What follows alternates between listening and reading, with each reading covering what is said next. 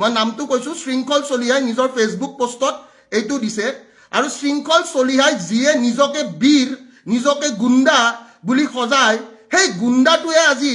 কি কাৰণত এটা পাৰ্সোনেল বস্তু শেয়াৰ পাৰ্সোনেল বস্তু আমাৰ নিজৰ মাজত হোৱা বস্তু এইটো কোনোবাই ভিডিঅ' কৰি আপোনাক দিছে কাৰণ তাতে দেখা পাইছে এইটো ভিডিঅ' কোনোবাই বনাই কিনে কাৰোবাক দিছে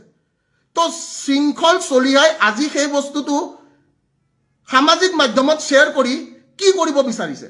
সবতকে ডাঙৰ প্ৰশ্নটো হৈছে হেতু আৰু নিজকে গুণ্ডা সজোৱা নিজকে কয় যে মই বাঘ নিজকে কয় যে মই কি মই ঠাকৰেক ফলো কৰা মানুহ ঠাকৰেক ফলো কৰা মানুহে আজি এইবোৰ কাম কৰি ফুৰিছে কিয়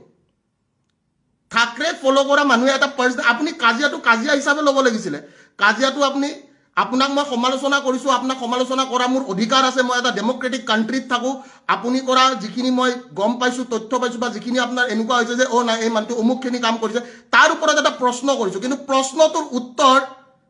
খাৰু পিন্ধা মেখেলা পিন্ধা মানুহৰ দৰে এটা উত্তৰ হ'বলগীয়া নাছিলে আপুনি যেটো কৰ্ম কৰিছে সেই কৰ্মটো এটাই কথা কম মই